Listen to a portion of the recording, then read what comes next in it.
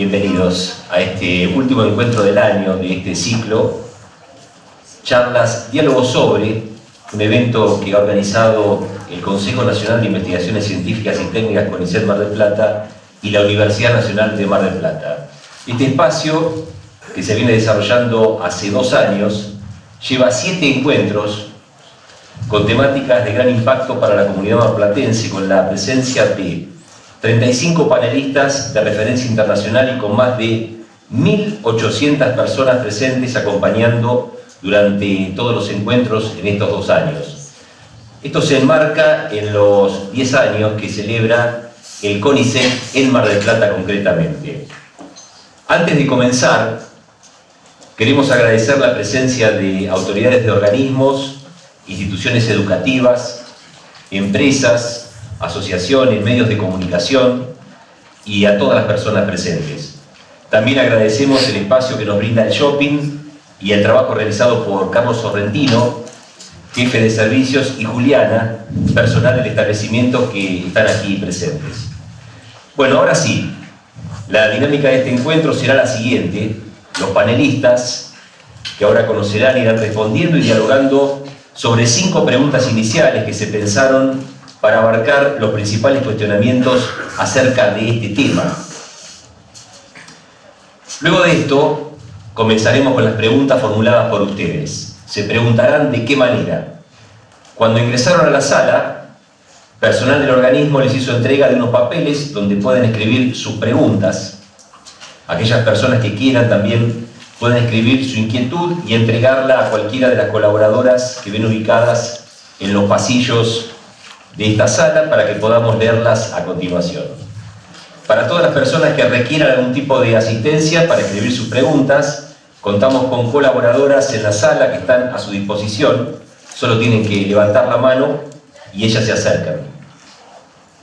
También contamos con intérprete en lengua de señas. Agradecemos la presencia de Agustina Forte. Gracias, Agustina. Hoy nuestro encuentro es sobre la temática de sustentabilidad para conocer e informarnos científicamente sobre esta cuestión y sobre las investigaciones que se están realizando en nuestra ciudad y la zona. Para ir adentrándonos en la temática, les cuento que la sustentabilidad puede definirse como un proceso que tiene como objetivo encontrar el equilibrio entre la naturaleza y el uso que los seres humanos hacemos de los recursos naturales. Este concepto tiene una base ecológica que hace referencia a la posibilidad de un ecosistema de mantenerse en el tiempo. Por lo tanto, está muy relacionado con el de resiliencia. Pero a partir del informe Brundtland de 1987, la sustentabilidad aplicada al desarrollo adquiere un carácter más amplio, considerando no solo la dimensión ecológica, sino otras dimensiones como la social. De esta manera se configura la definición formal ampliamente difundida del desarrollo sustentable como aquel que satisface las necesidades de las generaciones actuales, sin comprometer los recursos y oportunidades de desarrollo de las generaciones futuras. Dicho esto, vamos a conocer a nuestros panelistas. Yo los voy a saludar y ellos se van a presentar. Claudia Baltar, bienvenida, buenas tardes. Buenas tardes a todos. Bueno, yo soy ingeniera química y laboral y me desempeño principalmente como asesora en el ámbito privado y también soy docente de la Universidad FASTA, de la carrera de Ingeniería Ambiental, y bueno, y tuve un paso por la gestión pública también. Juan Pablo Busalén, bienvenido, ¿cómo estás? Hola, ¿qué tal? Buenas tardes a todos. Bueno, es una historia breve. Estudié química en el secundario, biología en la universidad, electroquímica en el doctorado y ahora trabajo para el CONICET, tratando de integrar todos sus conocimientos en investigación científica aplicada específicamente al tratamiento de aguas residuales. Dante Galván, bienvenido, ¿cómo estás? Buenas tardes, bueno, muchas gracias por la invitación. Bueno, yo soy ingeniero de formación de grado, hice un doctorado en Barcelona en Ingeniería Civil, en temas de transporte y logística. Y bueno, soy docente de la Facultad de Ingeniería de Olavarría, de la Universidad Nacional del Centro, investigador y hago extensión. Y además también hago consultoría relacionada siempre con la movilidad y la logística. Soledad Urrutia, bienvenida, buenas tardes. ¿Qué tal? Buenas tardes, muchas gracias por invitarnos, muchas gracias a todos por venir. Yo vengo de las ciencias económicas, me especialicé en lo que es gestión de proyectos. Actualmente soy la coordinadora del equipo técnico de la red Mar del Plata Entre Todos y también soy docente de la Universidad Nacional de Mar del Plata y de la Universidad KS. Laura Zulaika, bienvenida, buenas tardes, confía en los micrófonos. Hola, ¿qué tal? Buenas tardes a todos. Bueno, pido disculpas por mi voz, que no tiene nada de sustentable, ¿no es cierto? Está difónica, pero la vamos a alentar y vas a llegar al final. Sí, voy a llegar. Bueno, soy Laura Zulaika, como me presentó Martín. Soy de formación de grado licenciada en Diagnóstico y Gestión Ambiental. Soy doctora en Geografía. Soy docente de la Universidad Nacional de Mar del Plata. Soy investigadora adjunta del CONICET. Trabajo en temas de sustentabilidad urbana, específicamente con indicadores de sustentabilidad en este momento. Bien, les vamos a brindar un fuerte aplauso a los panelistas para recibirlos.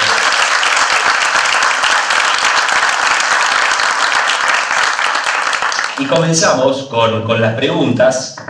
La primera es, ¿cuáles son las principales problemáticas o limitantes con respecto a la sustentabilidad en el mundo? ¿Y en Mar del Plata? ¿Puedes comenzar, Juan Pablo? Puedo.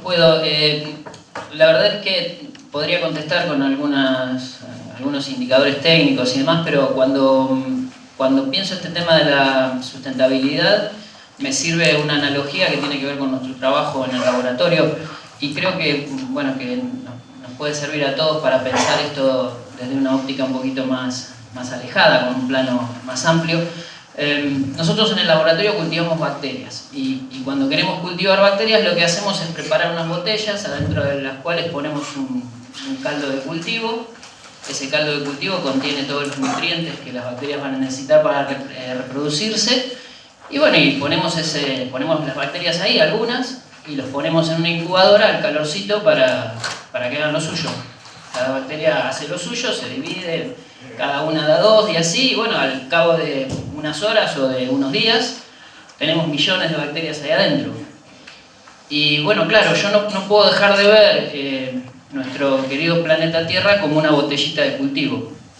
Y me pregunto si podremos ser más inteligentes que las bacterias y utilizar los recursos que tenemos en nuestra botellita de una manera que nos permita perdurar y que nuestros nietos, bisnietos y tataranietos también lo hagan. Entonces, de eso me parece que se trata esto y rápidamente ustedes van a poder identificar los indicadores o las variables que hace falta tener en cuenta para que nuestra vida en este ámbito, ya sea a nivel global o de ciudad, sea sustentable.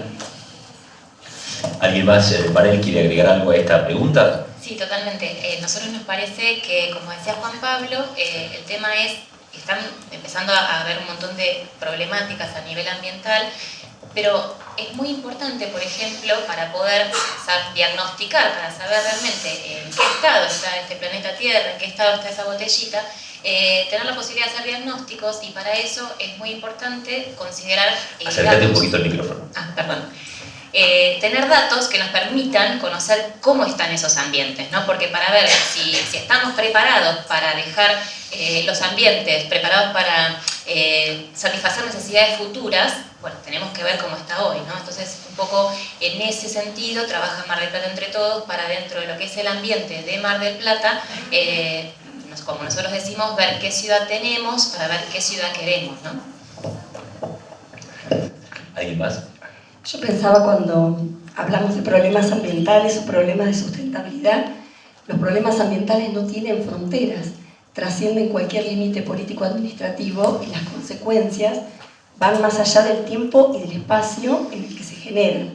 Entonces esto es muy importante cuando hablamos de las limitantes. Y otro tema, cuando vos hablabas, Juan Pablo, de la superpoblación, digamos, cómo crecer ilimitadamente en un espacio, en una botella que es finita, también cómo juega la distribución en esto, ¿no? Porque también tenemos que pensar, qué sé yo, que de pronto un país como Estados Unidos, que tiene el 6% de la población mundial, consume un tercio de los recursos naturales y genera la mitad de la contaminación del mundo, ¿no? Claro, yo pensaba cuando lo escuchaba con el ejemplo a Juan Pablo que tenemos que actuar con inteligencia, es importante, pero también hay una cuestión de intereses aquí. Sí, Sí, definitivamente, no sé qué querés agregar algo antes, definitivamente de intereses y de planeamiento conjunto además, porque imagínate las bacterias en la botellita van a crecer, alguien puede decir, bueno, van a crecer hasta que se choquen unas con las otras, que ya no tengan más lugar. Y a nosotros nos puede pasar lo mismo. La superficie habitable del planeta, la cantidad de tierra disponible para habitar, es poca en relación a la superficie total. Y además esa tierra la tenemos que usar para cultivo, por ejemplo, para poder sostener, no sé, no nos conté, hoy no hice la cuenta, pero estamos alrededor de 8.000 millones de habitantes, ¿no? En el planeta son muchos. Entonces, ¿cómo hacemos para balancear el uso de suelo? Dante, ¿querés agregar algo? No, yo iba a decir que por deformación profesional yo lo veo como un tren a esto, ¿no? A la sustentabilidad. Y aquellos que peinaríamos canas, aquellos que podrían peinar canas, yo ya no. Un poco, no sé si se acuerdan la película esta de los hermanos Marx en el oeste. Había un tren en el que iban y se quedaban sin leña para hacer combustión en la locomotora, y entonces empezaba a pedir madera, iban desarmando los vagones, ¿no? Y es un poco esto. Lo que tenemos que ver como sociedad es en qué tren nos estamos subiendo y cómo estamos queriendo sostener el movimiento de ese tren. Porque parece que vamos consumiendo parte de los recursos de las generaciones que vienen. Y esto nos pasa en muchísimos aspectos. Y esto de subirse al tren adecuado, de subirse al tren que corresponde, que tiene que ver con esta mirada futura, esta darnos la mano con la próxima generación, en muchos aspectos se ve, y en el caso de la movilidad, por ejemplo, se ve muy claro, con el modelo de movilidad que tenemos, en el cual nos hemos enamorado de un vehículo y creemos que no existe la movilidad si no existe el vehículo privado. Entonces, creo que hay que empezar a ser crítico con eso, y entonces ahí es donde pongo la principal, o una de las mayores limitaciones, es el enfoque que tiene cada uno de cómo quiere sostener esto, ¿sí? Porque la verdad es que lo podemos planificar, lo pueden planificar mucho, lo pueden pensar, pero después quien actúa, quien transforma su metro cuadrado termina siendo uno, siendo coherente con esa idea del futuro también, si es que la tenemos, ¿no? Me parece que hay que clarificarlo primero. Soledad. Sí, lo que quería decir también es que con respecto a las problemáticas que consultabas así a gran escala, justamente va siendo mencionada con los chicos recién, el tema de cómo está creciendo la población a nivel mundial y también cómo se está concentrando en ciudades, ¿no? O sea, a cada vez más la proporción de gente está migrando hacia las ciudades, hasta tanto que en todo el mundo es más del 60% que vive en ciudades. En Latinoamérica ese porcentaje de gente que vive en ciudades es el 80%, y estamos hablando de que Argentina es el país más urbanizado de toda la región, con lo cual la gran pregunta es cómo ver si las ciudades están preparadas para recibir este aluvión de gente, que ya no se realiza en las grandes metrópolis, sino en lo que se llaman ciudades intermedias, de las que vamos a hablar después un poquito, entre 100.000 y 2 millones de habitantes, ¿no? Sí, en la tercera pregunta seguramente vamos a volver a esto. Me guardo la pregunta que iba a hacer, si Mar del Plata tiene estas características o tiene alguna previsión al respecto. Cerramos la primera pregunta. Sí. Claudia, ¿querés agregar algo? Yo quería agregar algo, que me parece que uno de los principales enemigos de la sustentabilidad es la pobreza, ¿no? Porque las personas que están en situación de vulnerabilidad no pueden optar por elegir de manera sustentable, porque no tienen la posibilidad. Por ejemplo, las personas que se asientan en sectores anegables, que no tienen servicios, que se calefaccionan sin los medios adecuados, todo eso genera contaminación. La falta de acceso a los servicios básicos y de habitabilidad, bueno, todo eso conspira contra la sustentabilidad. Eso era un tema que un poquito quería marcar, porque para los países latinoamericanos principalmente es un tema de difícil abordaje cuando hay necesidades básicas insatisfechas. Lo que no quiere decir que cada uno ponga su granito de arena en su metro cuadrado y que haya políticas que tiendan a revertir esa situación. Pero bueno, se torna, creo que un poco más complicado. Vamos a pasar a la segunda pregunta. Les voy a pedir a los 5 panelistas que cuando respondan se acerquen bien al micrófono. Dicen que desde algunos lugares por ahí no nos está escuchando bien en la sala. La segunda pregunta es: ¿existen legislaciones o iniciativas que promuevan o regulen esta temática a nivel nacional? María Soledad, ¿podés comenzar con la respuesta? Sí. A nivel nacional y a nivel internacional, ¿no? Un poco como respuesta cuestionando un poco lo que era el concepto de desarrollo sostenible. En 2015, en la Asamblea General de Naciones Unidas se aprueban lo que son los Objetivos de Desarrollo Sostenible, ¿no? Que son grandes lineamientos de cómo se debía actuar ante distintos temas que afectan la calidad de vida de las personas, desde lo que es la pobreza, reducir las desigualdades, trabajo decente, bueno, 17 objetivos distintos que se traducen en 169 metas. Lo que pasó después de esta asamblea y a partir de la Agenda 2030 es que más de 150 países se comprometieron a incluir estos lineamientos en lo que van a ser sus políticas nacionales, provinciales y locales. Y el gran desafío justamente es cómo bajar estas normativas que están a gran nivel nacional a escala local. Y una de las cosas más interesantes que tiene los ODS, los Objetivos de Desarrollo Sostenible, es que reconocen la gran importancia de lo que son las ciudades. ¿Por qué? Porque es donde las ciudades es el espacio donde se concretan los Objetivos de Desarrollo Sostenible, reconociendo que lo que decía el nuevo enfoque de desarrollo, que es económico, pero también social y ambiental, ¿no? Así que, bueno, y en función de eso, seguimos después con cosas un poquito más locales. Te pregunto, Soledad, porque me imagino que de esas 170 metas habrá que tomar las que son importantes para cada punto de aplicación. Es decir, cada gobierno, ya sea nacional, provincial o municipal, tendrá que identificar sus propias metas. Exacto. Y ver cuáles son sus posibilidades de acción. Ellos toman el compromiso, pero siempre, como los gobiernos, uno los elige, son representativos y tienen prioridad de definir cuál va a ser su política de gobierno, ¿no? Lo que se dice es que en general tienden a priorizar, a comprometerse a considerar estos objetivos dentro de lo que van a ser sus políticas, siempre teniendo en cuenta cuál es la realidad local, ¿no? Y después por eso el gran desafío es bajarlo a nivel local, a nivel de ciudades. Y ahí es donde también organizaciones como por ejemplo la Red Mar del Plata Entre Todos, porque una vez que uno se presenta un objetivo tiene que ver si lo puede conseguir o no. Y para ver si lo está consiguiendo o no, lo que se hace es utilizar indicadores. Entonces, algunos indicadores pueden surgir de los espacios de estadística municipales, pero también hay otras organizaciones como Mar del Plata Entre Todos que pueden acompañar este proceso. Así que, bueno, un poquito es la idea. Bien, ¿alguien quiere agregar algo sobre esta pregunta, sobre esta cuestión? Sí, respecto de justamente un poco retomando lo de las ciudades, este tema de Argentina con el 90 y tanto % de su población urbana y también con este tema de la migración hacia los centros urbanos y la pobreza, ¿no? Es un poco el desafío que tienen las ciudades. Se dice que la ciudad es la forma de agruparse mejor para la sustentabilidad, es la mejor forma. Ahora, hay que empezar a planificar esas ciudades en las cuales hay que incluir, en las cuales tiene que empezar el concepto de la equidad, porque si no, sí, no es sustentable. Si no es sustentable para alguno y no para otro, lógicamente no es la idea. Por lo tanto, me parece que a la hora de bajar todos este tipo de iniciativas como los objetivos, el desafío también está desde lo local, empezar a buscar cuáles son las herramientas y cuáles son los procedimientos que también sean sustentables los procedimientos, porque no siempre, por ahí Soledad no lo va a decir, pero Mar del Plata Entre Todos debería haber en varias ciudades de Argentina, porque la iniciativa de ciudades emergentes y sostenibles estuvo en varias ciudades.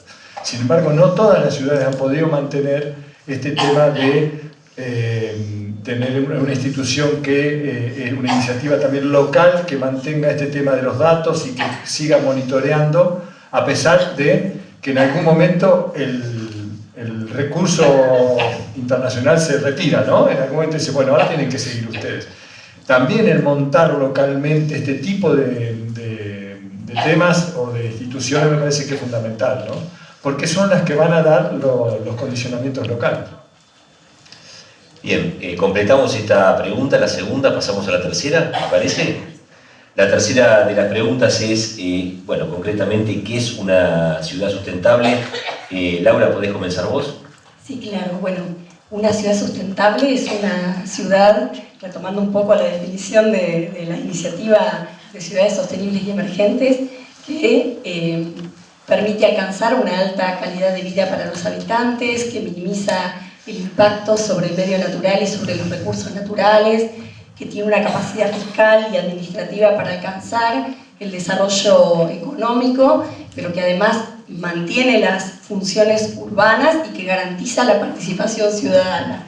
Todo eso sería como una ciudad sostenible, no pensada solo desde una óptica ecológica, como se ve el concepto tradicional de sustentabilidad, sino también desde lo social, que garantiza habitabilidad, desde lo político, que garantiza gobernabilidad, y bueno, desde lo económico, que garantiza productividad acorde con las limitantes ecológicas. Con esos parámetros, ¿hay alguna en la Argentina? No, así no existe. Ya es una discusión, ¿no? Ver cuánto nos alejamos, podemos saber, digamos, estos son conceptos teóricos, ¿no? Cuando nosotros hablamos de sustentabilidad en sus distintas dimensiones, lo definimos desde lo teórico. Podemos ver cuánto una ciudad se aleja o se acerca a parámetros de sustentabilidad. Pero también me parece importante decir que cuáles son los criterios con los que definimos la sustentabilidad de una ciudad. Y no son iguales para todos lados, porque depende mucho de qué es lo que la población quiere para su ciudad, qué es lo que nosotros consideramos que es sustentable. Y en función de eso se priorizan o no determinados objetivos. Para encontrar una ciudad sustentable con esas características que vos acabas de definir, ¿que hay que ir a Europa?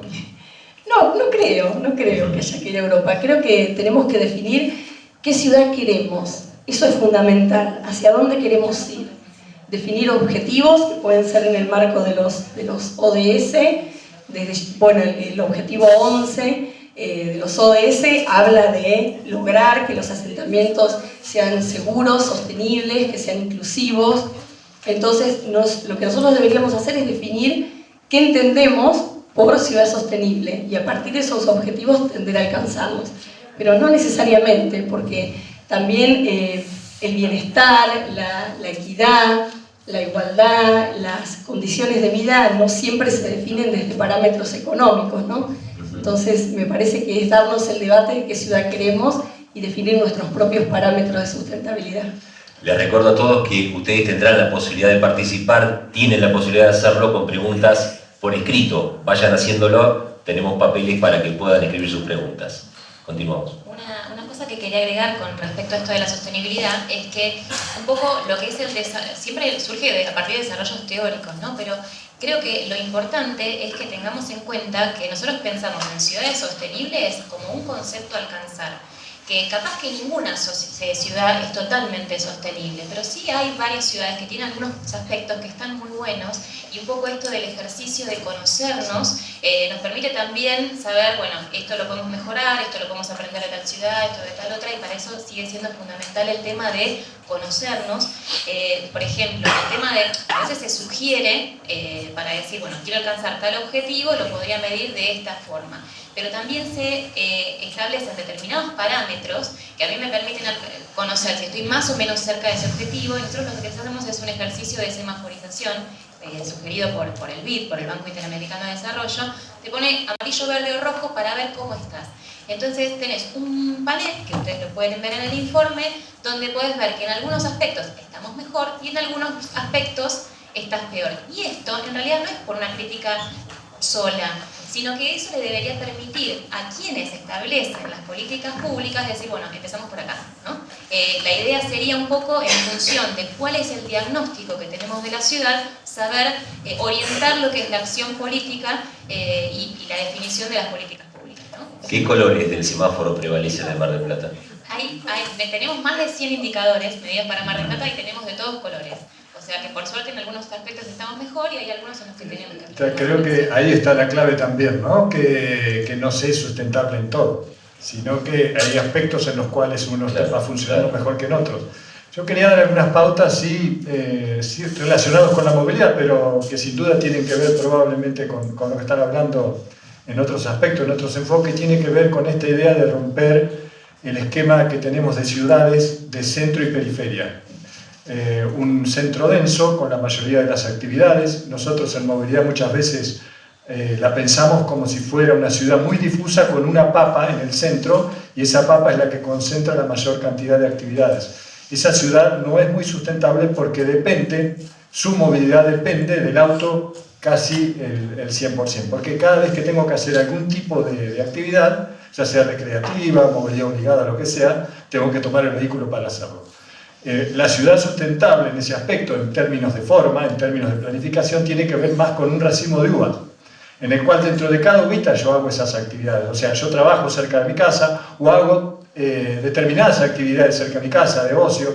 Esa ciudad en la cual me permite por proximidad usar un abanico de modos para moverme, un abanico de medios para moverme, ¿no? O sea, puedo tener el vehículo, pero también puedo tener la bicicleta, puedo ser un peatón, o puedo tomar el transporte público.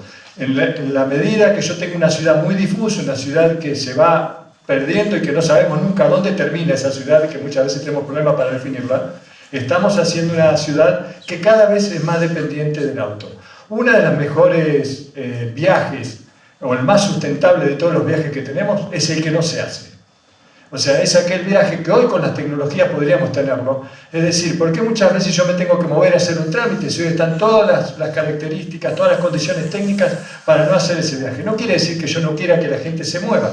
Lo que sí digo es que no necesariamente se tenga que mover obligadamente, porque cada vez que tiene que hacer algo, ya sea un trámite, ir al trabajo, ir a un gimnasio o lo que sea, tenga que tomar el vehículo, ¿no? Por lo tanto, este tema de romper este esquema general de ciudad, de centro y periferia, y transformar a la ciudad en varios centros, es una de las primeras estrategias en las cuales hay que empezar a trabajar sobre la densificar la ciudad, darle ciertas actividades que estén a lo largo del territorio y no centradas en lo que llamamos generalmente el microcentro de la ciudad.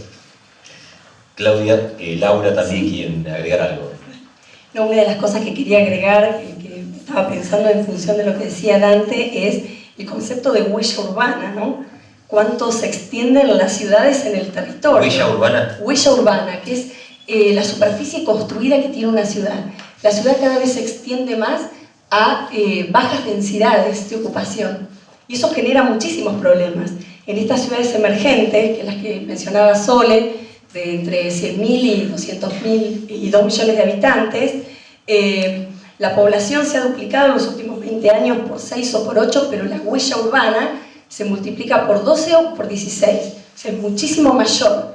Y eso hace que los problemas de movilidad, de transporte, de acceso a infraestructura, servicios, sean cada vez más difíciles de solucionar. Incluso a veces la expansión está promovida por el mismo Estado, ¿no? Directa o indirectamente, o sea, es una solución que encuentran, pero con planes de vivienda y demás, se promueve la expansión a superficies, a terrenos de menor costo en las periferias urbanas. Y esto también genera numerosos problemas, porque también recordemos que en estos espacios en expansión, en estas periferias, son zonas de transición entre lo urbano y lo rural. Entonces también conviven un montón de actividades distintas. Ahí es donde tenemos los asentamientos precarios, pero también tenemos los barrios cerrados, también tenemos la explotación minera, tenemos los basurales, tenemos las plantas de tratamiento de efluentes cloacales, ¿no? En esas periferias complejas que son las más difíciles de gestionar, y también hay una vulnerabilidad normativa, porque la regulación, la normativa urbana, no llega tanto a esos espacios que se definen como zonas complementarias, como zonas extrajidales, como zonas rurales, pero rara vez están definidos bien los usos permitidos. La actividad industrial también está en estas zonas, y ahí es donde nos encontramos muchas veces con incompatibilidad de usos que afectan, por supuesto, la calidad de vida de la población. Claudia, te voy a dirigir la cuarta pregunta, pero ¿querés decir algo respecto a esta? No, un poco lo dijo ya Laura, ¿no? Que tiene que haber necesariamente siempre una actualización normativa que tiene que acompañar el crecimiento y hacia dónde queremos ir, porque si no suceden estas cosas que se crean como vacíos urbanos, y es muy difícil llevar la infraestructura y el crecimiento de los servicios, el crecimiento del Estado. O sea, hay toda una cantidad de complejidades y de variables que hay que manejar, porque incluso para las obras de infraestructura, hoy en día el financiamiento internacional supone que tienen que tener sostenibilidad económica, ambiental, social. Entonces hoy en día no se da un préstamo o un crédito para hacer determinada obra, sino tiene una racionalidad o una sustentabilidad, ¿no? Que pueda ser mantenida en el tiempo. Entonces, bueno, me parece que un poco era lo que decía Laura, de que hoy en día esas cosas ya bajan y que toda la normativa tiene que tenerse en cuenta los principios de la sustentabilidad, que naturalmente a veces no se tienen en cuenta cuando se legisla o cuando se piensan, ¿no?, los temas y las ciudades. Quédate con el micrófono, Claudia, porque te voy a dirigir la cuarta de las preguntas. Es la siguiente: ¿qué iniciativas existen en la ciudad y en el mundo para lograr la sustentabilidad? Bueno, hay multiplicidad. Yo, bueno, un poco comenzó Soledad con el tema de lo que es a nivel global, que ya un poco lo detalló, con la Agenda 21, con las conferencias por el cambio climático. Y por otro lado, a nivel local, a mí me parece que lo más importante, que uno de los capitales mayores que tenemos es estos sistemas como lo de ICES, de Mar del Plata Entre Todos, y el plan estratégico, por ejemplo, ¿no?, que son herramientas súper importantes porque, por un lado, con Mar del Plata Entre Todos, como decía Soledad, tenemos un diagnóstico y tenemos los objetivos y metas que se pudieran plantear desde el gobierno, de los que toman las decisiones, se pueden medir. Y por otro lado, a partir de saber la ciudad que tenemos, se puede plantear a qué ciudad queremos llegar, y eso es un poco lo que plantea el plan estratégico, ¿no?, que tiene distintas líneas de trabajo y distintas líneas de proyecto. Y bueno, hay plan maestro de transporte y tránsito, que ya se referirá Dante. También tenemos iniciativas de accesibilidad, de planes de accesibilidad. Y por otro lado, yo también quería marcar que hay algunas iniciativas que son sectoriales, como por ejemplo las normas internacionales de certificación, como las ISO 14000, que son normas de aplicación voluntaria de las empresas y las organizaciones, que certifican que tienen un buen desempeño ambiental, que cumplen con la legislación.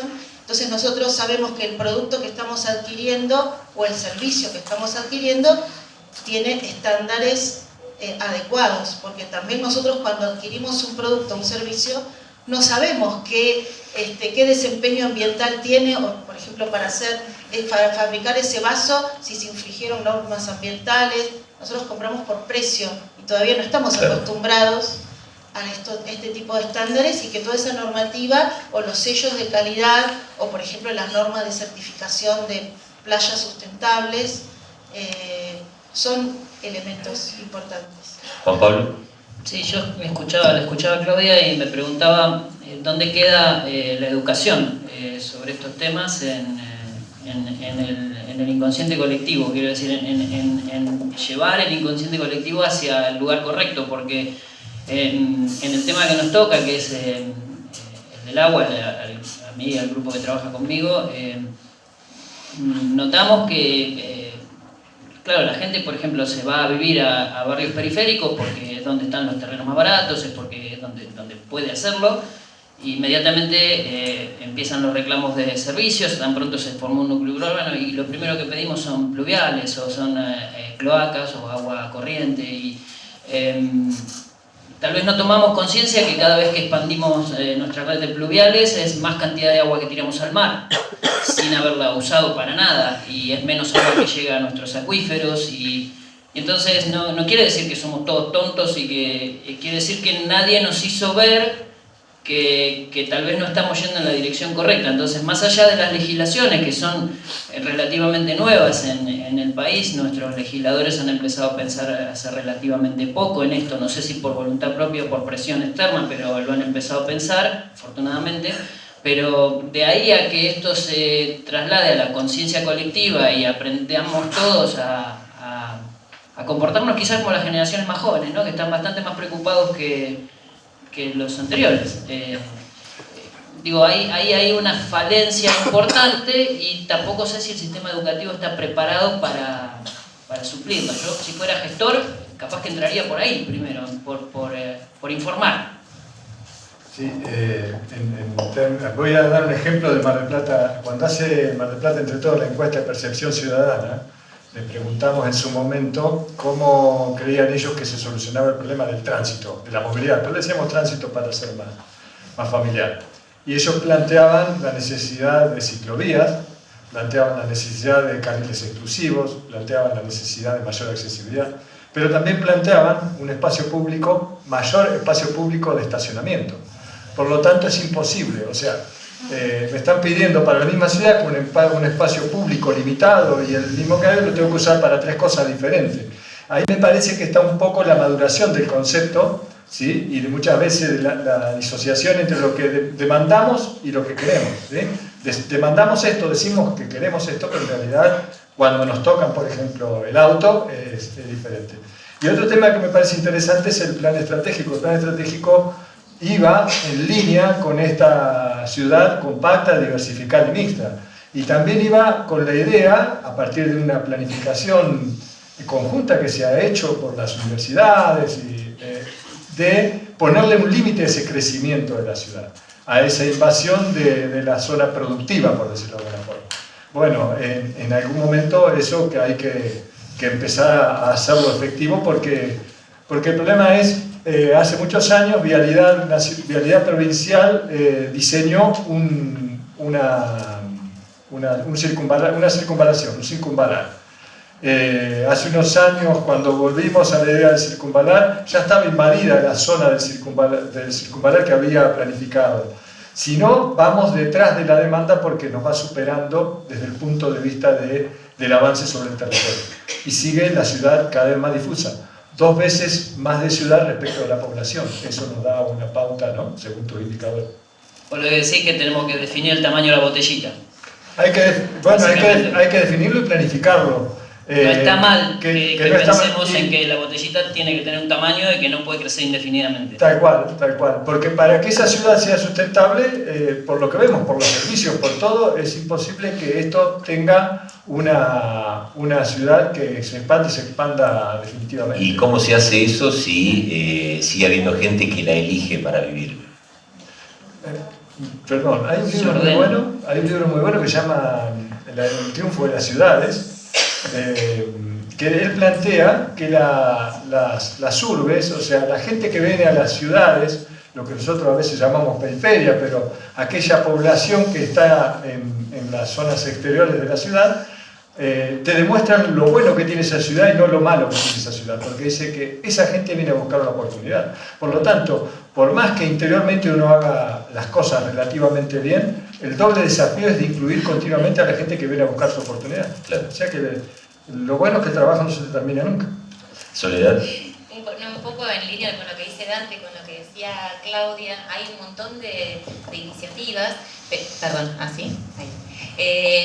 pero yo volvía a lo que decía recién Juan Pablo de la educación, ¿no? Me parece que para que las ciudades sean sostenibles, ya sabemos capaz que cuál va a ser nuestro norte, cómo tiene que ser una ciudad para que sea inclusiva, segura, resiliente y sostenible.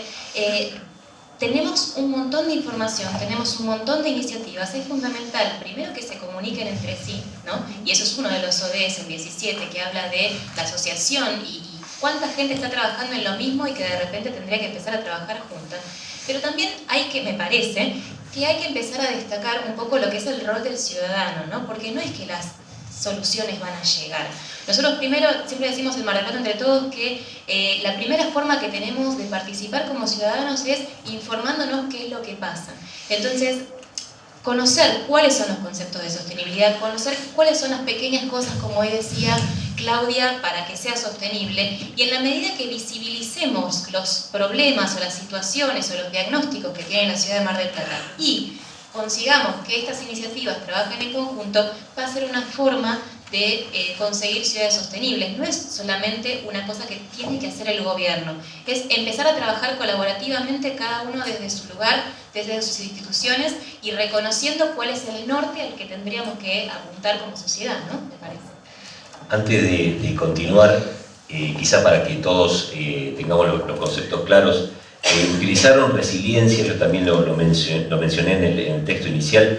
¿Cómo estamos aplicando esa palabra aquí con la sustentabilidad? ¿Lo podemos aclarar? Resiliencia se refiere a la capacidad de volver al estado anterior, ¿no? De cuando te pasó algo, poder reconocerlo y recuperarte. Por ejemplo, de aprovechar en eso situaciones como experiencia positiva. Y exactamente. Y por ejemplo, en situaciones de vulnerabilidad o de repente ante el cambio climático, por ejemplo, no sé, tenés una inundación, bueno, ¿cómo haces para reconvertir? Primero, para prevenirla. Y segundo, ¿cómo haces para volver a que la ciudad esté habitable? Y siempre apuntando a tratar de mitigar los efectos del cambio climático y hacer que las condiciones, la calidad de vida de los habitantes sea bueno, la mejor posible, ¿no? Sí, exacto. Perdón. El concepto de resiliencia tiene que ver con esa capacidad de recuperación que mencionaba Sole. Y bueno, se usa cuando hablamos de ciudades fundamentalmente en relación al cambio climático. ¿Qué respuesta, qué capacidad de respuesta tiene una ciudad para recuperarse de cualquier evento vinculado con el cambio climático? De hecho, así como está la iniciativa de ciudades emergentes y sostenibles o la iniciativa de ciudades prósperas, porque hay varias iniciativas, también hay una que tiene que ver con las ciudades resilientes. Gran parte de la población de América Latina y el Caribe, más o menos el 73%, vive por debajo de las líneas de costa y expuestas al cambio climático. Entonces, ¿cómo hacer frente desde la infraestructura, sobre todo, ¿no?, a ese cambio climático? Es un desafío muy importante para nuestras ciudades. Bien, y también me gustaría, Dante, si podés aclarar para todos, quizás algunos no lo recuerdan, algunos no lo sepan, la circunvalación, el concepto de circunvalación. Hiciste referencia al proyecto allí a fines de los 90, fue recuperado hace poco tiempo como proyecto. Sí, en el plan estratégico, en el plan maestro se recuperó. La circunvalación era una infraestructura vial que unía la Ruta 2, en este caso, por fuera de la ciudad, la Ruta 2, la Ruta 226 y la 88, y inclusive había una traza que unía a la Ruta 11 en ambos extremos.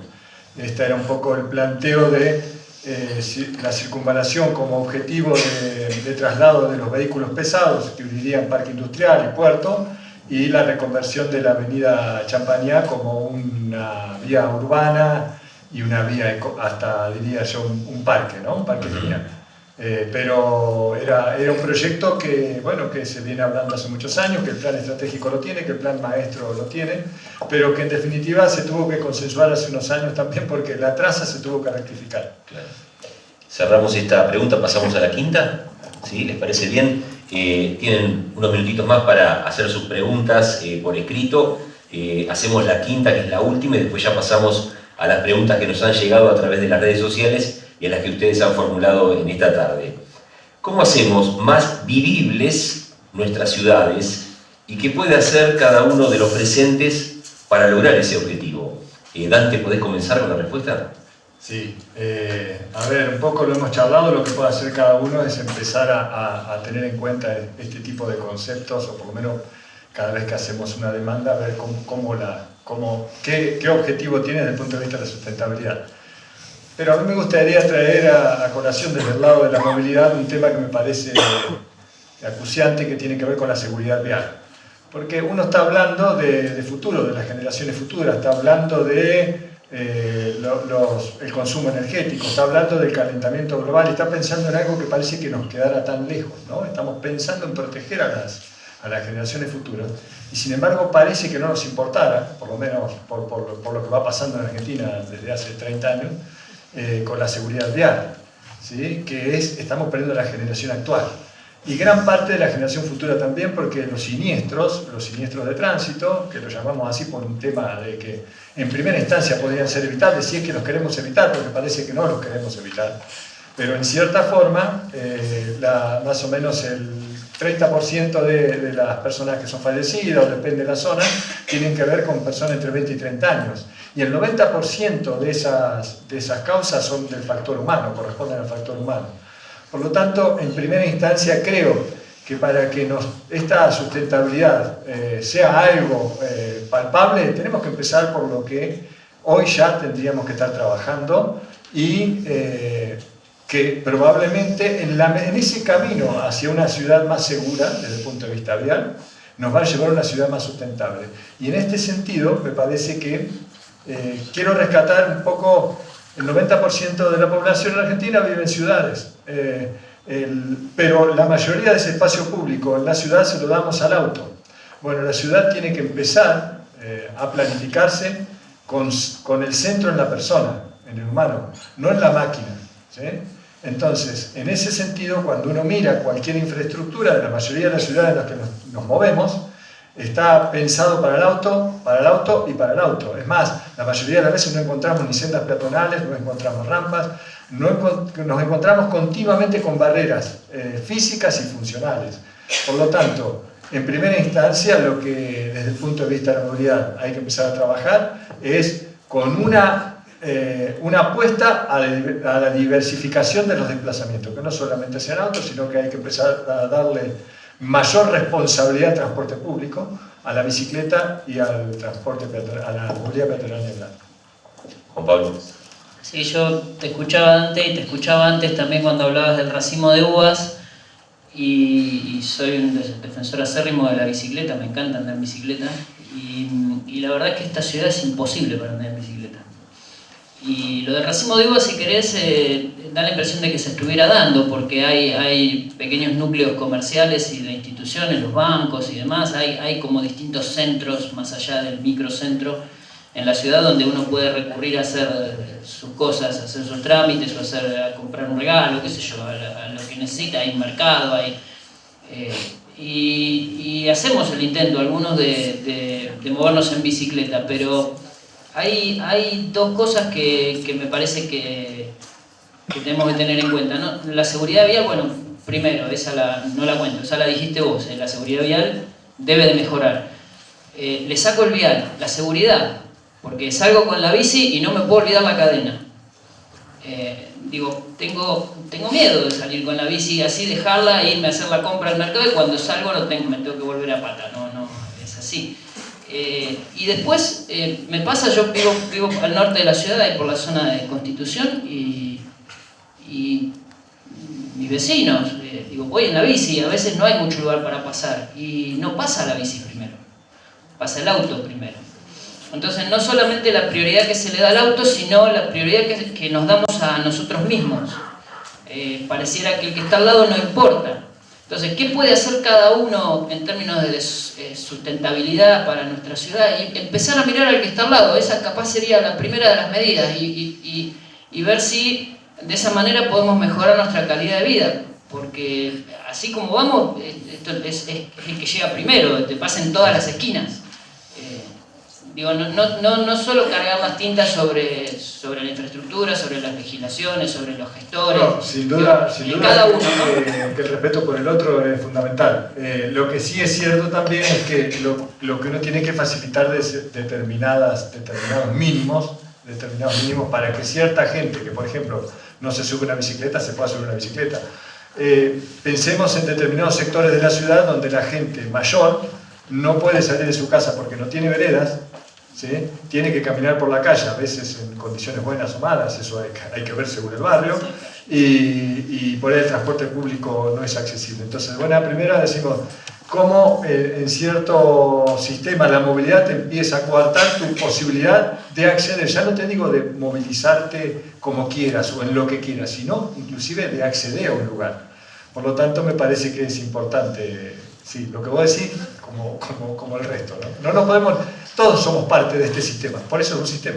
Antes de cerrar, vamos a volver sobre el transporte público y hay una pregunta inclusive que ha llegado a través de las redes sociales que tiene que ver con las bicisendas, así que ahora vamos a volver a hablar del tema. Claudia, Soledad, ¿querías decir algo?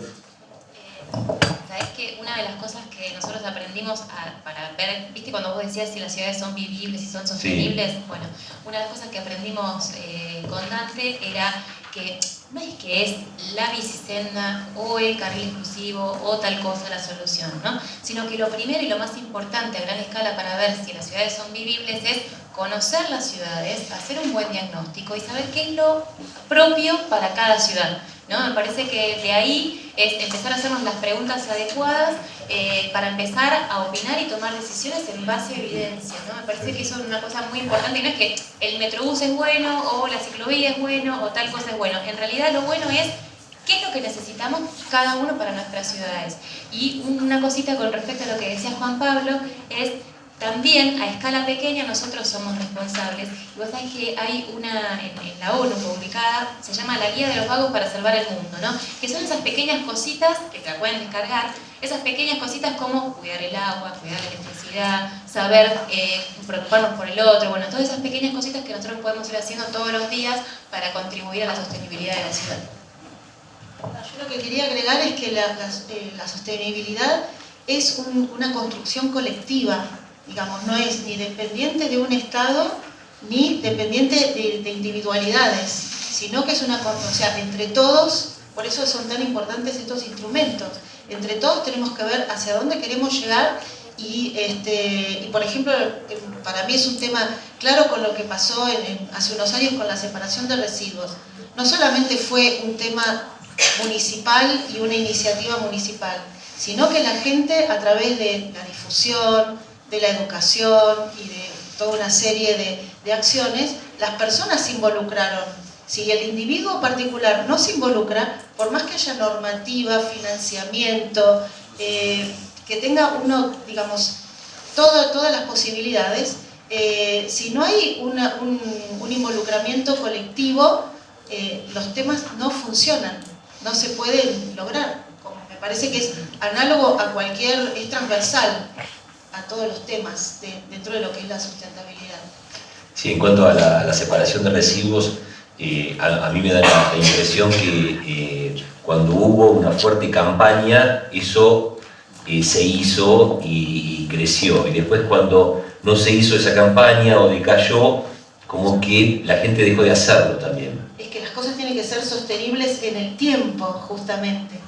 Por eso, y además son procesos. No es que de un día para el otro las cosas hay que ir mejorándolas, y por eso también Mar del Plata entre todos es tan importante, porque ahí vamos evaluando el ejercer una política o no, o en invertir en una campaña de educación, o en invertir en infraestructura, o lo que fuere, qué frutos nos da y hacia dónde avanzamos. Porque para mí una de las cosas más importantes es la medición y además la percepción ciudadana, que a veces no coincide con los datos. Sí. Vos sabés que, retomando el ejemplo que decía Dante de la contradicción dentro de las encuestas, nosotros en una de las encuestas habíamos preguntado, ¿usted separa los residuos? Obviamente la mayoría contesta que sí. ¿Y su vecino separa los residuos? La mayoría no separaba, ¿no? Entonces es un poco eso que te muestra que en realidad el hábito no está incorporado todavía. Entonces capaz que una campaña durante un tiempo todavía no llega a ser que lo tomemos como algo natural, que en realidad los residuos secos por un lado, los residuos orgánicos por otro, y tendríamos que tenerlos todos incorporados, ¿no? Pero bueno, un poco lo que nosotros tratamos de hacer es por lo menos ver qué se está haciendo con eso, para ver si los que tienen que tomar decisiones o nosotros mismos nos vamos concientizando de a poco, ¿no? Alguna vez se hizo en Tandil una encuesta de los chicos a los padres, que supuestamente los padres nunca le metimos a los chicos, ¿no?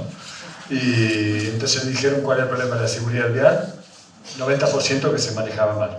Y les preguntaron a los padres cómo manejaban él, el 90% manejaba bien. O sea, el 90% maneja bien, pero el 90% el problema es el problema siempre está en el otro, ¿no? Entonces, esa parte de la difusión y de la persistencia es fundamental. Bueno, tenemos por suerte algunas preguntas que nos han llegado del público. Antes les voy a plantear dos preguntas que llegaron a través del correo, del CONICET, la dirección de correo. La primera de las preguntas es ¿por qué los gobiernos ponen tantas trabas para que no haya bicisendas? Algo que recién estuvimos comentando, pero bueno, la pregunta es puntual. ¿Por qué se ponen tantas trabas para que no haya bicisendas? No sé a qué se refiere con trabas para que no haya bicisendas. Yo creo que en el caso puntual de Mar del Plata, sí. Había en el plan maestro una planificación de 32 kilómetros priorizados de ciclovías y bicisendas, y esos 32 kilómetros estaban consensuados con los usuarios en su momento, en un proceso participativo, y estaba el proyecto ejecutivo. Es lo que decimos muchas veces, para llegar a un objetivo uno tiene que tener un objetivo claro, esos objetivos estratégicos muy claros, un modelo adecuado, ¿sí? Pero tiene que tener la coherencia y la continuidad. Sin duda que ha faltado en algunos casos continuidad para estos casos en particular, pero lo que es cierto es que el 4% al 5% de la movilidad diaria en Mar del Plata se hace en bicicleta. Por lo tanto hay un 4% que lo estamos dejando de lado. Y hablábamos con Claudia, porque ella dice que no anda en bicicleta, yo ando mucho en bicicleta, me muevo mucho, y ella dice que no se anima, y lo que decíamos es eso, hay gente que se anima, no estoy hablando de acá de quién es más corajudo, simplemente estoy diciendo que lo que le llamamos las liebres, que dice, bueno, son aquellos que andan en bicicleta a pesar de las condiciones, y hay gente que no se va a subir a la bicicleta en la medida que no se le proporcione determinados niveles de seguridad. A esa gente quiere decir que ese 4% puede llegar a ser un 6, un 7. Claro. Más, a eso lo combinás con una ciudad que tenga la forma de racimo de uva, donde la mayoría de los movimientos lo haga en el entorno próximo, es probable, o eso lo combinás con una bicicleta pública, es probable que la bicicleta tenga un muy buen porcentaje. Por lo tanto, es esto, tenemos que definir los objetivos.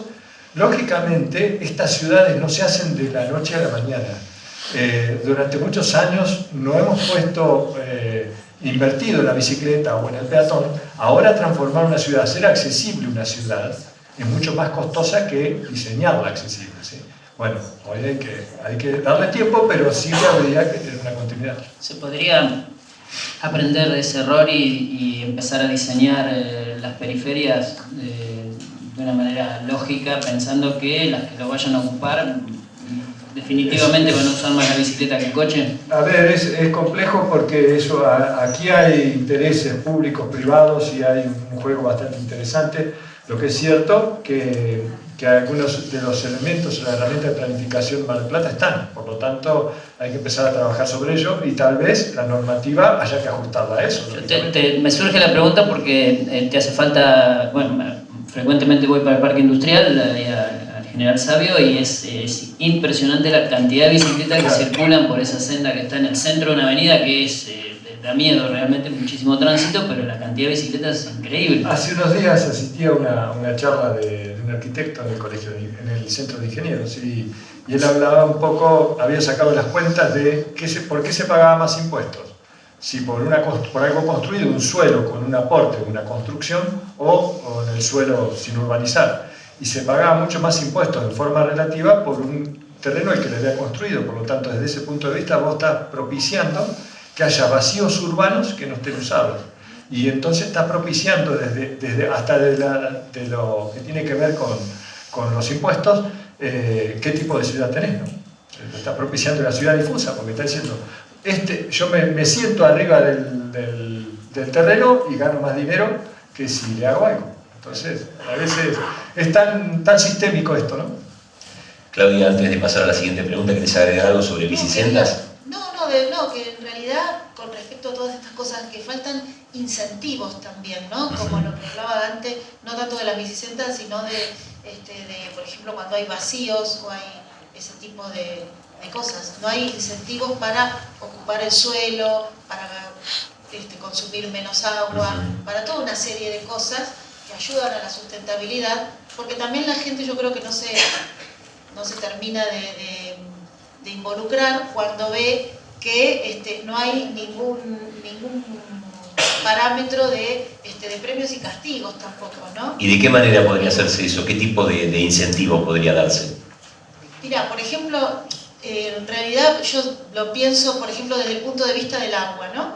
Nosotros por ahí si tenemos una casa con el mismo terreno y más o menos la misma calidad de construcción y en una zona parecida, yo puedo tener todas las canillas rotas y vos no, y pagamos lo mismo, ¿no? Ese sería un tema. O separo los residuos y no los separo, y hoy en día es lo mismo, porque es voluntario, ¿no? Entonces por ahí tendría que haber alguna serie de incentivos, por ejemplo, para ocupar los vacíos urbanos,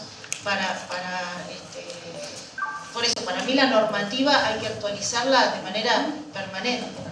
Soledad. Y vos sabés que también un poco para lo que son los proyectos nuevos, lo que se suele hacer, que me parece que es lo que más funciona para que la gente se involucre, es hacer la parte, ¿no? En muchos proyectos de intervención de espacios públicos donde se involucra a los vecinos, por ejemplo en esto de lo que fue el plan maestro de transporte y tránsito, que era participativo, que se le preguntaba por dónde tendría que pasar la bicicleta, no, por esta calle no subas porque es muy empinada y a mí me cuesta. Bueno, y muchos casos de, por ejemplo, que se han hecho metrobuses o ciclovías donde se preguntó a los vecinos qué era lo que esperaban, que querían iluminación, querían esto, y vos ves que después pasan los años y esos espacios están cuidados y hasta los vecinos riegan las plantitas porque es parte del barrio y es parte de lo que ellos contribuyeron a construir, ¿no? Entonces me parece que la participación ciudadana y sobre todo lo que hoy decíamos, la educación, ¿no? El dar a conocer el por qué se están haciendo las cosas, me parece que funciona generalmente. Laura. Sí, quería hacer un comentario en relación a lo que decía Claudia de los premios y los castigos, que estamos acostumbrados a trabajar con los castigos. El contaminador pagador, entonces yo pago por generar residuos, pago por consumir el agua, pago por generar residuos, y que está pensado poco los premios. Entonces yo gasto todo el agua que quiero, total la pago, ¿no? Entonces, por ahí trabajar otro tipo de incentivos que tengan que ver con la prevención, con usar la menor cantidad de energía posible, la menor cantidad de agua posible, ¿no? Trabajar en línea con premios y no tanto con castigos, porque prácticamente toda nuestra legislación está basada en castigos y multas, ¿no? Entonces, incluso hasta podés incorporar la multa y el castigo como parte de tus gastos y evitarte tomar decisiones para resolver el problema de fondo.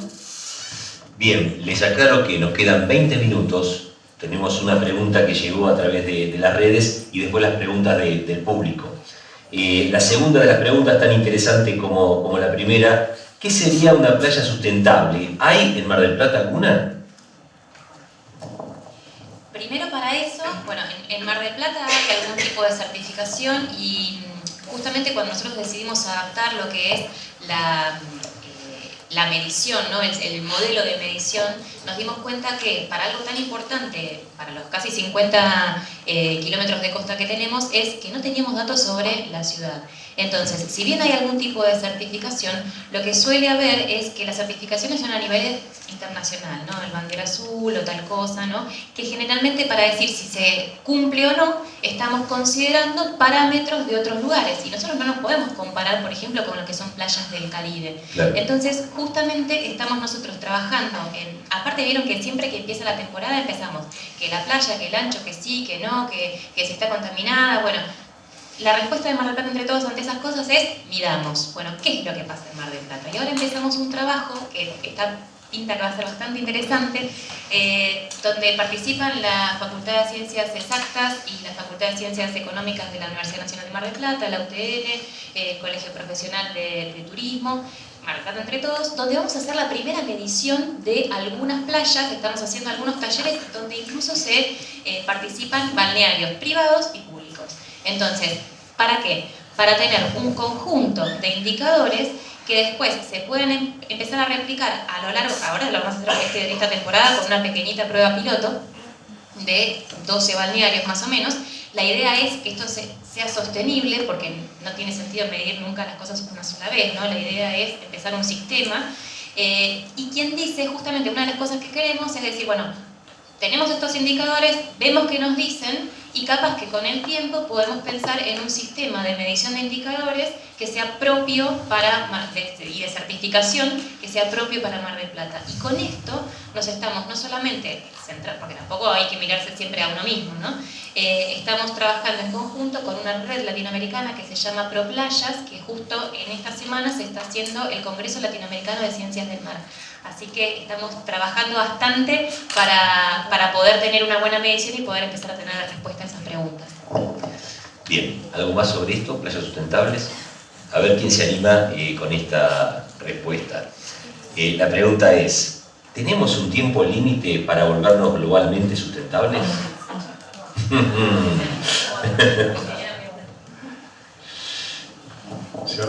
No sé, yo creo que no existe ese tiempo, que cada una de las ciudades tiene sus pasos a seguir, tiene un punto de partida, pero bueno, yo creo que sí lo importante es empezar, en algún momento empezar, ¿no? Tal cual, yo iba a decir, el tiempo límite para mí es ahora, o sea, arranquemos, porque había determinadas cosas que vos decís, tenés un límite, las cosas pueden empezar y empeorar, y no sé, este proyecto te lleva como 4 años, bueno, pero si empezás el año que viene te va a llevar 5, ¿no? Entonces, ya tenemos indicadores y señales que nos está dando el planeta a nivel de desarrollo ambiental, económico y social. Entonces ya sabemos que hay cosas que no funcionan. Yo creo que si no arrancamos ahora, la solución queda mucho más adelante, ¿no? Sí, yo voy a ser un poquito más terminante. Lo tenemos y está vencido. O sea, definitivamente hay que empezar a actuar inmediatamente. En términos futbolísticos estamos en tiempo de descuento. En tiempo de descuento y 2 abajo. Sí, vuelvo a aquello del uso de suelo. El planeta tiene que ser pensado, no es en todos lados como acá, que tenemos una pampa húmeda que produce cantidad de granos y demás, y pensémoslo, ustedes no sé si saben que Argentina llegó a ser primer productor mundial de biocombustibles, de biodiesel. Ahora estamos creo que 5º o 6º. El biocombustible se produce principalmente a partir de la soja y bueno, la soja también va a alimento. O sea que ahí tenemos un compromiso sobre el que hay que decidir, porque o producimos alimento o producimos biocombustible. Si producimos biocombustible dejamos de utilizar combustibles fósiles, dejamos de aumentar nuestro problema de emisiones, pero nos está faltando alimento. Entonces, ¿qué está haciendo el mundo al respecto? Y bueno, por ejemplo, hay iniciativas en otras partes del mundo de empezar a producir cultivos que sean tolerantes a condiciones de crecimiento más desérticas, que no necesiten una pampa húmeda para ser producidos, sino que se puedan producir en la Patagonia, por ejemplo, que capaz nosotros podríamos pensarlo. ¿Por qué no? ¿Por qué no buscar un cultivo que crezca bien en la Patagonia y utilizar una tierra que no estamos usando para nada? Somos un país súper extenso, nos amontonamos en las ciudades y no somos sostenibles por donde nos miremos, no lo somos. Pero somos primeros productores de biocombustible, una transformación tecnológica, tenemos los investigadores, tenemos el conocimiento, tenemos las oportunidades y tenemos el tiempo vencido. O sea que, no sé, hagamos algo, por Dios. Una cosa que a mí también con esto del tiempo límite me surge es que tenemos mucha responsabilidad, ¿no? En esto de decir, bueno, yo soy un poco hincha con los datos, ¿no?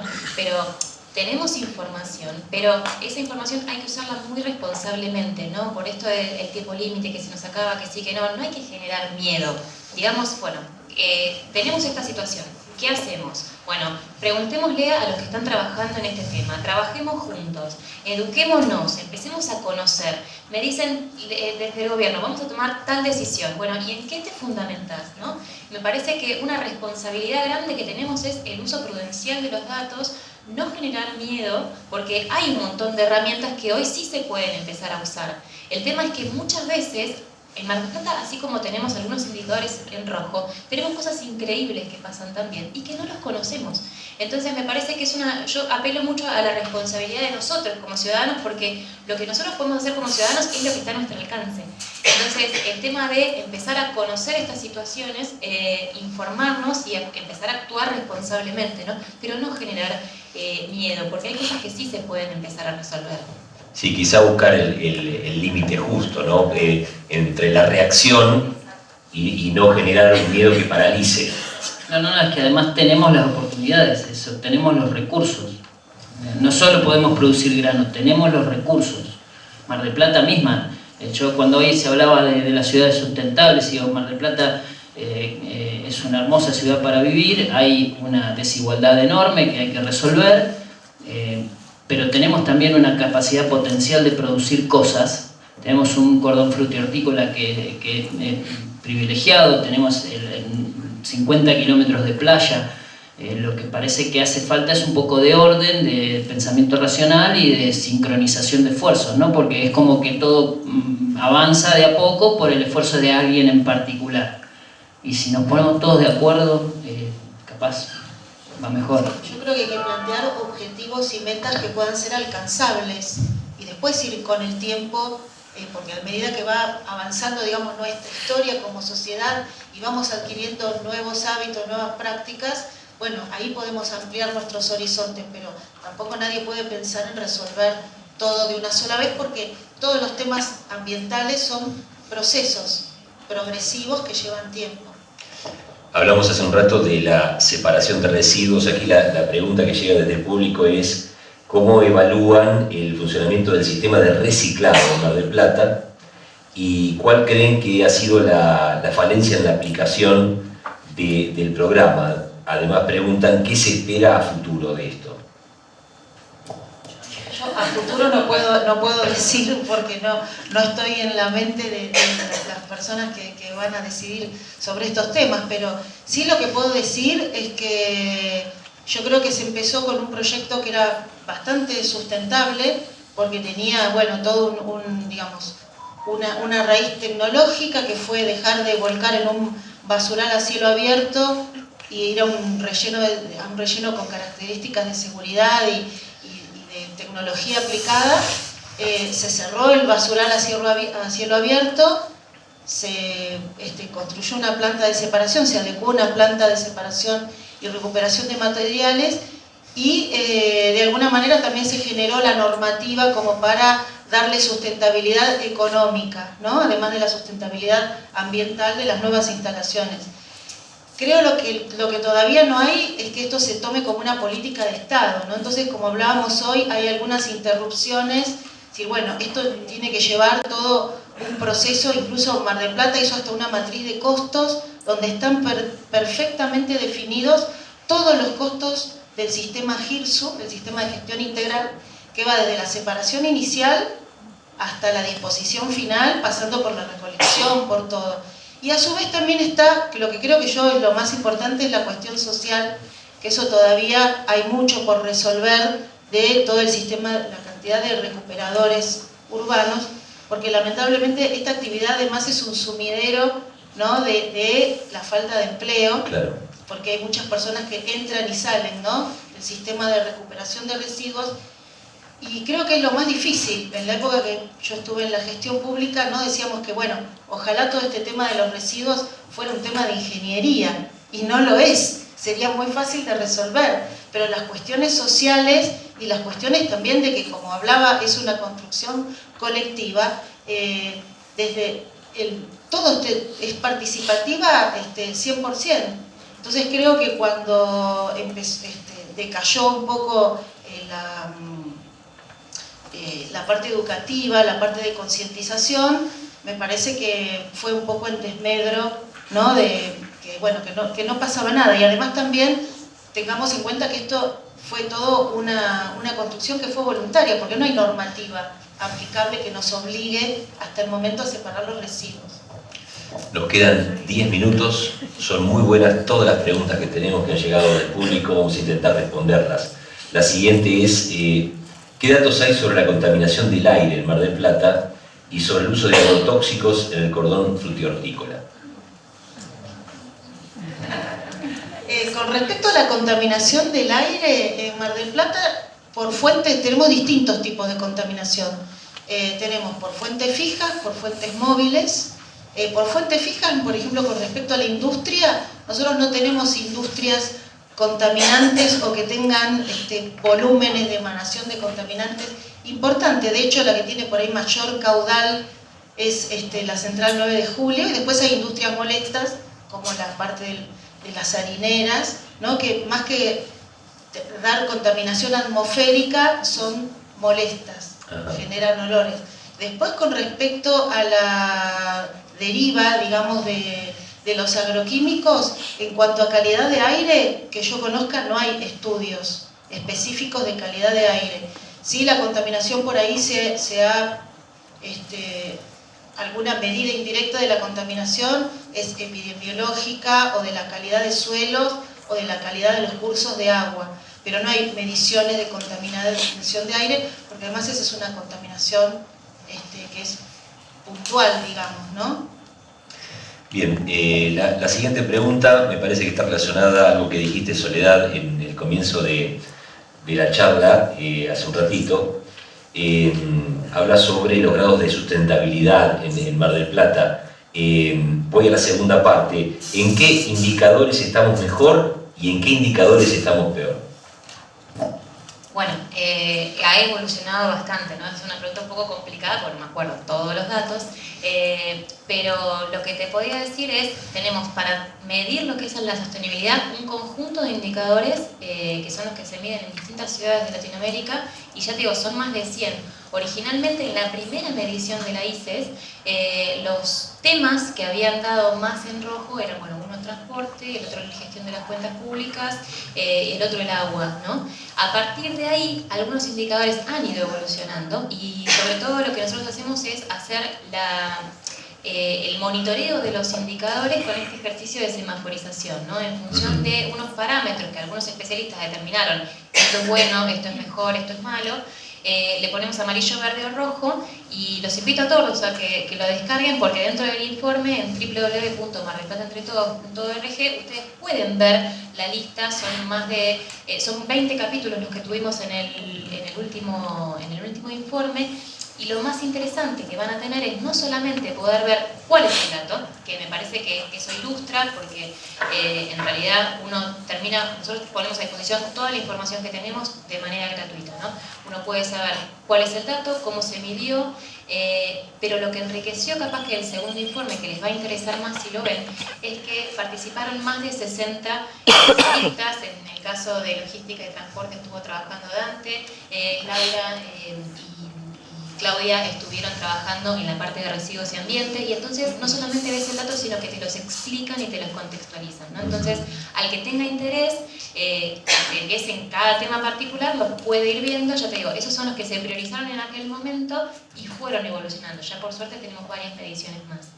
Laura, ¿querés agregar algo sobre Sí, no, quería agregar que, bueno, como decía Sole, los datos siempre están disponibles, pero que también es interesante sumar las diferenciaciones internas que existen en la ciudad en relación a los indicadores.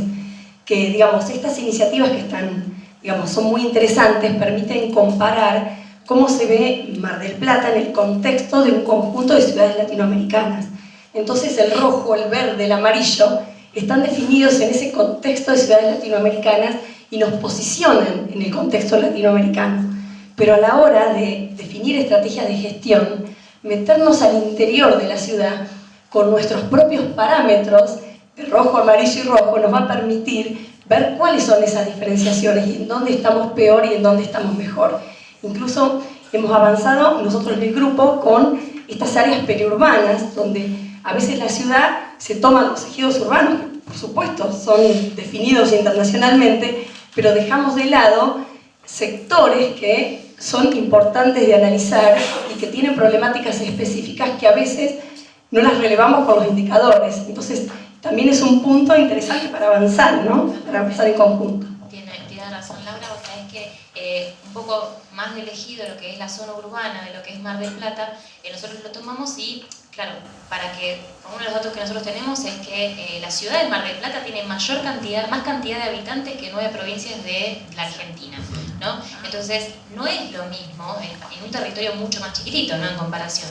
Con lo cual, no es lo mismo lo que pasa en el centro de la ciudad que en el primer anillo, que en un segundo anillo, y en la medida en que el acceso a la información nos ha permitido hacerlo, tratamos de abrir y georreferenciar esos indicadores para ver lo que pasa en cada una de esas zonas, y que te imaginas que para lo que son decisiones de políticas públicas es mucho más interesante. Y no solamente georreferenciamos los datos objetivos, sino que también en la oportunidad que tuvimos de hacer encuestas, también georreferenciamos los resultados de las encuestas, ¿no? Bien, voy a tratar de ponerle el énfasis que merece a esta pregunta. Con el viento que hay en Mar del Plata todo el año, ¿por qué no se explota el recurso de la energía eólica? No, hay proyectos, hay un proyecto de obras sanitarias, bueno, que no sé en qué estado está de gestión, porque el proyecto está terminado y estaban buscando, hace varios años que ya están buscando financiamiento, pero sí hay proyectos. último que nosotros conocimos es no solamente que está desarrollado, sino que está presentado internacionalmente, es un proyecto bastante avanzado, pero básicamente no se puede ejecutar porque es muy, pero muy oneroso, entonces la que falta es financiamiento, hasta donde nosotros sabemos. Bien. La siguiente pregunta, son dos en realidad. ¿Existen las empresas innovadoras en sustentabilidad? Y ¿qué lugar ocupa la RSE, que es Responsabilidad Social Empresarial, en el futuro de la ciudad? A mí me parece que, retomando un poco el tema de los ODS, uno de ellos, el 17, habla de lo que es la asociatividad entre organizaciones, ¿no? Me parece que no se puede pensar una ciudad sin los ciudadanos, sin el gobierno, sin las instituciones y sin todas las empresas, ¿no? Entonces, en lo que es RSE, para los que no saben, es responsabilidad social empresaria. Entonces, muchas veces lo que hace la empresa a través de empezar a concentrarse básicamente en algunos aspectos es decir, bueno, vamos a ser más responsables, nos vamos a comprometer con tal o cual tema, y en esta línea empiezan también a alinearse con lo que son los objetivos de desarrollo sostenible. Algunos en mayor medida, otros en menor medida, pero bueno, el tema es involucrarse, incluso a través de organizaciones intermedias como Mar del Plata Telecom, como el Plan Estratégico, como colegios profesionales, lo que sea, están empezando a comprometerse, algunas más, algunas menos, en esto de conseguir ciudades sostenibles. Hablamos de financiamiento en general. A ver, tengo entendido, este tipo de cuestiones tienen que ver o dependen de financiamiento internacional. En los presupuestos, por ejemplo en el presupuesto de General Pueyrredón, ¿hay ítems que están vinculados a esto, a buscar una ciudad más sustentable? Bueno, la iniciativa de Ciudad Emergente y Sostenible inclusive empleó fondos en su momento para determinados estudios o para determinados desarrollos de proyectos. Eso ha sido también una fuente de empezar a mirar la sustentabilidad de otra forma, ¿no? Porque la financiación internacional viene por ese lado, si no, no viene. Por lo tanto, también hemos entrado muchas veces, no porque hemos querido, sino porque la financiación internacional nos ha llevado ahí, que ha sido muy positivo desde ese punto de vista, tal vez no por conciencia propia, pero sí que por lo menos nos han inducido bastante. Es decir, esa ayuda internacional viene con condicionantes que deben cumplirse. Si uno se pone a hablar del tema de movilidad, dice, bueno, es una intervención pro auto en la que que hay que ampliar la infraestructura. No, mira, si no vas a ampliar el sistema de transporte público, si no vas a favorecer de determinados modos, esa financiación no va a estar. Y eso es lo que en cierta forma también en la iniciativa de Ciudad Emergente Sostenible aparece un rojo, aparece un amarillo, un verde, porque vos estás en cierta forma en el camino equivocado. Esa financiación ha sido parte, me parece, de muchos de estos proyectos de ciudad en los cuales la sustentabilidad ha empezado a aparecer como un tema importante. En cuanto a lo que es, vos te referías del presupuesto municipal, capaz, sí. Todavía no... O sea, hay distintas direcciones que están empezando a tomar el tema de las ODS y de hecho hay un proyecto, en realidad no sé si ya está aprobada, pero estaba casi, para que se contemplen obligatoriamente dentro de lo que es la disposición de la toma de decisiones de gobierno, se contemplen las ODS, pero todavía es muy incipiente. Y por otro lado lo que se hizo fue presentar una carta a Naciones Unidas de adhesión a los ODS, que lo hizo dentro de la Dirección de Derechos Humanos y que todavía también es súper incipiente.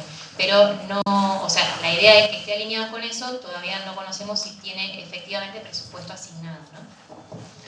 Bien. Bueno, más allá de eso, yo quería agregar que la sostenibilidad tiene que verse como una base transversal, ¿no?, a los objetivos de una gestión, porque si no es como que no tiene mucho sentido. O sea, no debiera haber un proyecto de sustentabilidad o un presupuesto de sustentabilidad, sino que en la base de las políticas públicas tiene que estar implícito el concepto de sustentabilidad y tender, por supuesto, hacia eso, porque también tenemos que admitir que el concepto de sostenibilidad es como que también está en el marketing, en la venta, y se usa para todo porque eso vende, ¿no? Entonces, bueno, tenemos que recuperar las bases del concepto en los objetivos implícitos en la gestión, no solamente en la gestión pública, sino también en la gestión privada, en las instituciones, ¿no? Fue cuando hablábamos de los ODS, de bajarlos de los estamentos nacionales, provinciales, locales, bajarlos también en nuestros ámbitos de trabajo, en las universidades, en las instituciones, pero como un eje transversal al funcionamiento, ¿no? No debiéramos casi ni hablar de sustentabilidad, debiera estar eso como parte de hacia donde debemos tender. Eso que comentás es complicado. Yo me imagino que todos lo pueden visualizar. Yo lo vivo a diario en el instituto, donde trabajamos 200 personas, y bueno, voy al sitio donde comemos, al comedor general, y veo cómo utiliza el agua, por ejemplo, la gente para lavar un plato, un tenedor y un cuchillo. Y digo, esto no tiene cura. ¿Cómo se resuelve?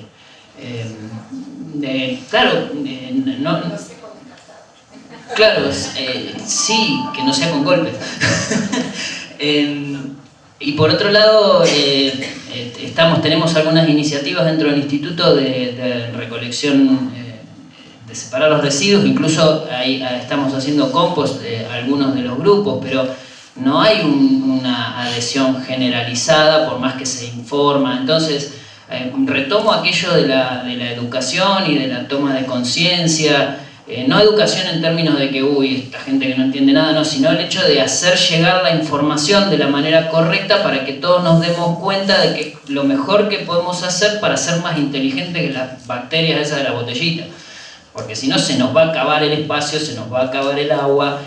Podemos hacerlo mejor, pero lo veo, aún siendo optimista, lo veo complicado. Por eso es incipiente y, como decíamos hoy, lleva mucho tiempo, pero la base es la educación. Empezar a decir, por ejemplo, uno de los objetivos que es trabajo decente. Bueno, ¿cómo contratamos? ¿Cómo trabajamos?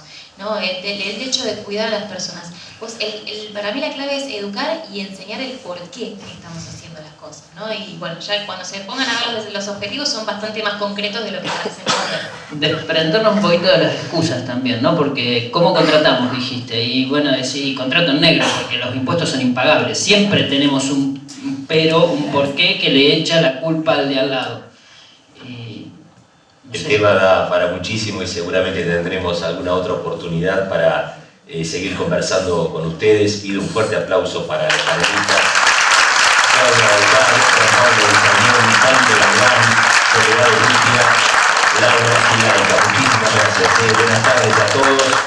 Hemos llegado al término de este ciclo. En este 2019 nos vamos a reencontrar en 2020 con más diálogos sobre. Sigan informándose sobre nuestras actividades en las redes sociales. Muchísimas gracias, muy buenas tardes. Este contenido ustedes lo pueden ver en Canal Universidad, que ha sido grabado íntegramente gracias a Nelson Pérez. Muchas gracias, buenas tardes.